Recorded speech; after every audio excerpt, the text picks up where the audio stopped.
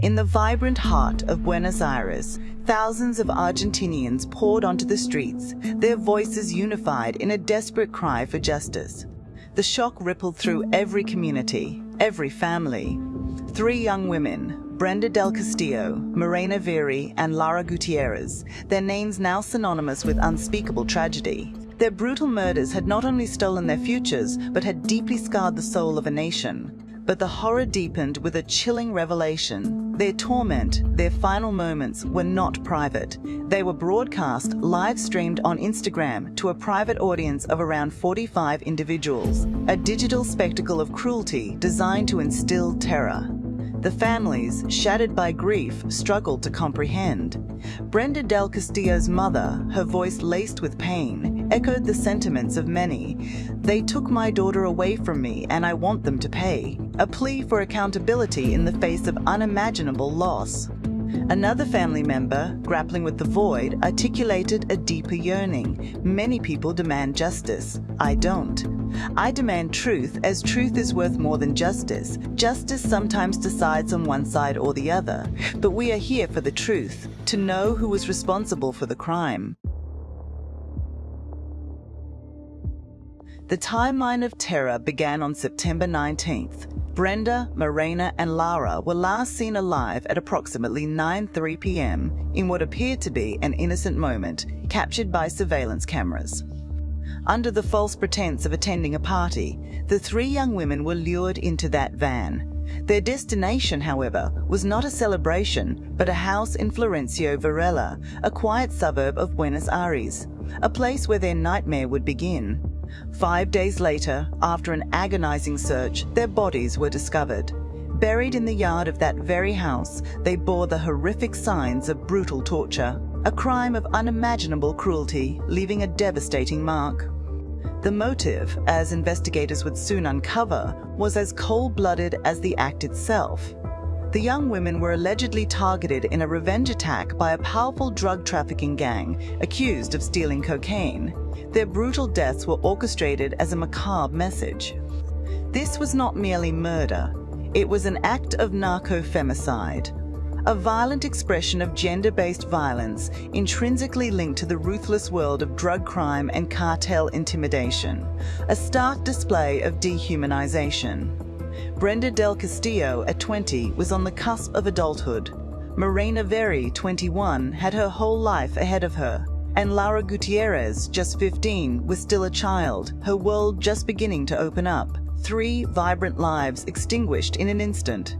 Brenda and Morena shared the unbreakable bond of cousins, a kinship deepened by shared memories and dreams. Lara, their friend, completed their trio, a testament to the simple joys of youth and companionship. Their dreams, their aspirations, their laughter, all stolen. The promise of futures unlived, experiences unrealized, leaving an unfathomable void in the hearts of those who love them. For their families, the pain is a constant companion. The shock, the disbelief, the desperate search for answers, all converge into an enduring plea for truth and justice, a wound that may never fully heal. The initial investigation moved swiftly. Police, armed with the latest technology, began tracking the victims' mobile phone signals, a digital breadcrumb trail leading them closer to the truth. The signals led them to the house in Florencio Varela. There, the horrific discovery was made, the dismembered bodies of the 3 young women buried in the yard. Nearby, the white vehicle, last seen with the victims, was found burned out, a desperate attempt to erase evidence. Forensic teams meticulously combed the crime scene, finding bloodstains and evidence that the property had been thoroughly cleaned with bleach. A calculated effort to scrub away the horrifying truth, but not enough to deter determined investigators. Authorities quickly made arrests. 4 individuals were apprehended on aggravated homicide charges, with a 5th suspect later detained near the Bolivian border, accused of providing logistical support. Yet, the alleged mastermind, the gang boss known as Julitos, or Little J, a 23-year-old Peruvian national, remained at large. The hunt for Julito continues, a testament to the transnational reach of these criminal enterprises.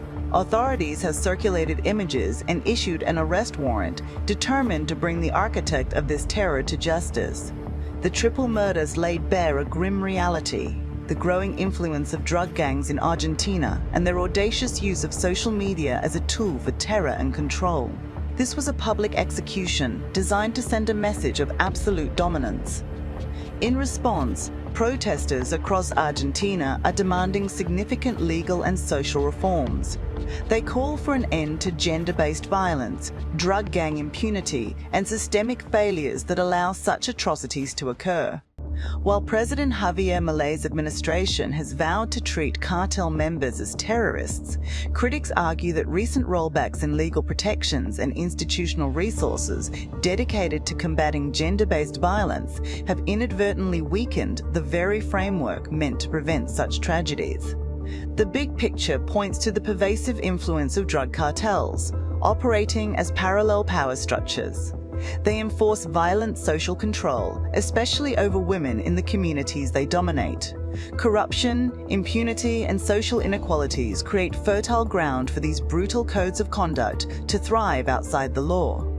This is a story of an outcry for justice, but it is also a stark illustration of how state authorities are either challenged by or complicit with criminal networks that act as a law unto themselves, normalizing terror against vulnerable communities.